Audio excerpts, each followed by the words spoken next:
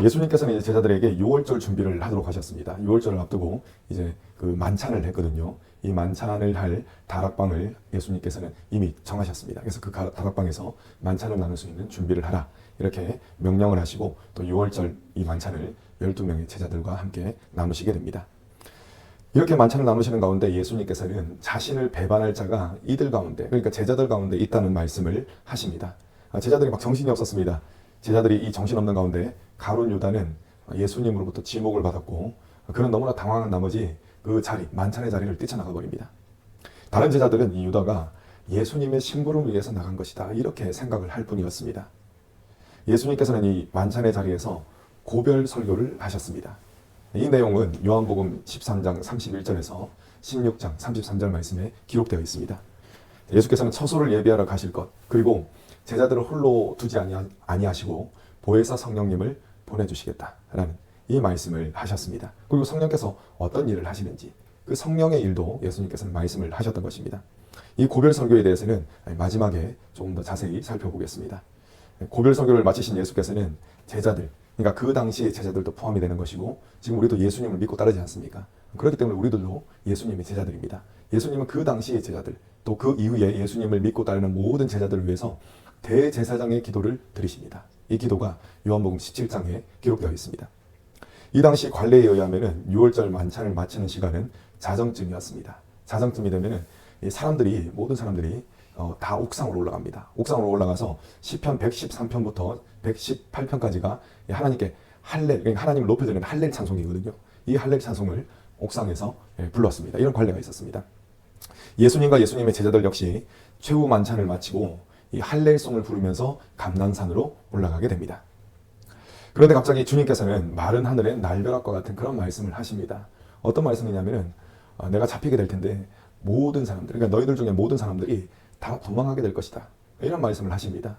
분명히 지금 조금 전까지는 제자들이 할렐 찬송을 부르면서 기쁜 마음으로 감난산으로 향했는데 예수님께서 이 말씀을 하셔가지고 이 분위기가 싹 식게 됩니다. 이에 베드로는 예수님에게 이렇게 이야기합니다. 주님, 다른 사람들이 다 도망할지라도 저만큼은 예수님 곁을 지키겠습니다. 이렇게 호언장담을 합니다. 이때 예수님께서 어떤 말씀을 하십니까? 네가 오늘 밤 닭 울기 전에 3번 부인하게 될 것이다. 이 예언을 예수님께서는 하십니다. 이후에 예수님께서는 베드로와 야고보와 요한을 데리시고 겟세마네라 이름하는 그 동산에서 기도를 하십니다. 이 겟세마네는 기름틀이라는 뜻이 있습니다. 여기는 올리브를 으깨가지고 기름을 내는 그런 장소였습니다. 예수께서는 여기서 마치 으깨어지는 올리브와 같은 모습으로 처절한 기도를 드리십니다. 정말 몸부림치며 기도를 드리셨던 것입니다. 이 병행구절인 누가복음에서는 예수께서 기도하시는 모습이 어떠했는지를 이렇게 설명하고 있습니다. 누가복음 22장 44절 제가 읽어드립니다. 예수께서 힘쓰고 애써 더욱 간절히 기도하시니 땀이 땅에 떨어지는 핏방울같이 되더라. 아멘. 여러분, 이 땀이 핏방울같이 된다는 것은 의학자들이 말하기는 극심한 스트레스가 있을 때 그런 현상이 또 나타난다라는 이야기를 하더라고요. 그러니까 예수님께서는 지금 아주 심한 스트레스 가운데 몸부림치면서 그야말로 사력을 다해서 지금 기도를 하고 계시는 것입니다. 그렇다면 우리 주님께서는 어떤 내용으로 이런 처절한 기도를 드리셨겠습니까? 자, 오늘 말씀이 나옵니다. 39절 말씀, 26절 39절 말씀 함께 읽겠습니다. 시작. 조금 나아가서 얼굴을 땅에 대시고 엎드려 기도하여 이르시되 내 아버지여, 만일 할만하시거든 이 잔을 내게서 지나가게 하옵소서. 그러나 나의 원대로 마시옵고 아버지의 원대로 하옵소서 하시고. 아멘. 놀랍게도 예수님께서는 이 십자가의 대속을 위해서 피 흘리는 이것, 그 잔을 옮겨달라는 간구를 하신 것입니다. 예수님은 하나님의 본체이셨습니다. 하지만 동시에 예수님은 평범한 인간이셨습니다. 이는 결코 설명되어질 수 없는 그러한 신비입니다. 본성상 하나님과 같으신 예수님께서는 가장 낮은 자리에서 이처럼 처절한 간구를 하셨던 것입니다. 예수님은 하나님과 같은 분이시기 때문에 모든 것을 하실 수 있습니다. 그러나 우리 모두의 구원을 위해서 예수님은 자신을 연약한 자리에 두셨던 것입니다. 즉 자신을 제한하셨던 것입니다. 이 가운데서 예수님께서는 이 잔을 지나가게 해 주시옵소서라는 간구를 하셨고, 이 간구로 끝내신 것이 아니라 그 뒤에 아버지의 원대로 되기를 원하나이다 라는 간구를 또한 올리셨던 것입니다. 주님께서는 이 같은 내용의 기도를 3번이나 드리셨습니다. 우리는 이를 통해서 하나님께서 사람들을 붙들어 주시고 또 사람들을 통해서 일하시는 방식이 어떠한지를 우리는 예수님의 기도를 통해서 살펴볼 수가 있는 것입니다. 이 잔을 지나가게 해달라라는 주님의 기도는 사람이라는 존재 자체가 연약하다는 것을 잘 보여주고 있습니다. 그리고 하나님의 뜻에 따라 자신을 제한하신 예수님을 통해서 주님을 믿는 우리들, 오늘날을 살아가는 우리들이 무엇에 힘을 써야 하는지 그것도 또한 알 수가 있는 것입니다. 사람에게는 하나님의 뜻을 이룰 수 있는 능력이 전혀 없습니다. 그래서 모든 사람은 자신은 긍정하고 예수님은 부정하고 부인하는 삶을 살아갈 수밖에 없습니다. 다른 선택지가 없습니다. 왜냐하면 능력이 안 되기 때문에. 모두가 예수님을 부인하는 삶을 살 수밖에 없다는 것입니다. 가룟 유다와 같이 주님에 대한 진실된 마음이 없어서 부인을 하든지 아니면 베드로와 같이 부인하게 되는 것입니다. 여러분, 베드로에게 과연 주님을 사랑하는 이 진심이 없었을까요? 내가 다른 사람은 다 부인하더라도 저는 부인하지 않겠습니다 라고 말을 했을 때 그것이 과연 거짓이었을까요? 아닙니다. 그것은 분명히 베드로의 진심이었습니다. 진심 중에 진심이었습니다. 그러니까 그 당시에는 반드시 내가 주님을 위해서 목숨까지도 버릴 수 있습니다 라는 그런 진심이 있었다는 것입니다. 그런데 여러분 어떻게 합니까? 그 진심을 실천할 능력이 없는 것을 어떻게 합니까? 이 능력이 없어서 베드로는 결국 그 같은 날에 3번씩이나 예수님을 부인하게 됩니다. 그것도 예수님을 저주하면서 부인하게 되는 것입니다. 이 진심이 처참하게 무너지는 그런 것을 베드로는 경험했던 것입니다. 여러분, 과연 베드로에게만 해당되는 내용이겠습니까?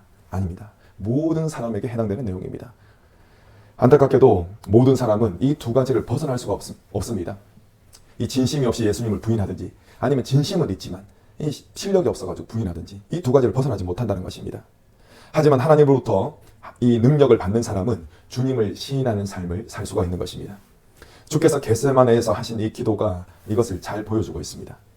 성부 하나님의 뜻에 따라 평범한 가운데 머무신 예수께서는 성부 하나님 아버지께 뜻대로 할 수 있는 힘을 구하셨던 것입니다. 이 힘은 믿음을 통해서 부어집니다. 하나님의 말씀은 철저하게 인간의 입장에 서신 예수님이 올려드리는 이 기도를 자세하게 기록하고 있습니다. 이는 하나님께서 일하시는 방식을 알려주시기 위함이었습니다. 겟세마네에서 기도를 드리신 예수께서는 하나님의 능력으로 모든 사명을 완수하셨습니다. 주님은 세상을 이기셨고 이에 대한 말씀을 제자들에게 미리 알려주셨습니다. 자, 요한복음 16장 33절 제가 읽어드립니다. 이것을 너희에게 이르는 것은 너희로 내 안에서 평안을 누리게 하려 함이라. 세상에서는 너희가 환난을 당하나 담대하라. 내가 세상을 이겼노라. 아멘. 주님께서는 제자들에게 담대하라는 명령입니다. 명령을 내리셨습니다. 이처럼 담대할 수 있는 근거가 어디에 있습니까? 우리 주님의 승리에 있다는 것입니다. 우리 주님께서는 세상을 이겼노라 이렇게 주님께서는 선포하셨습니다.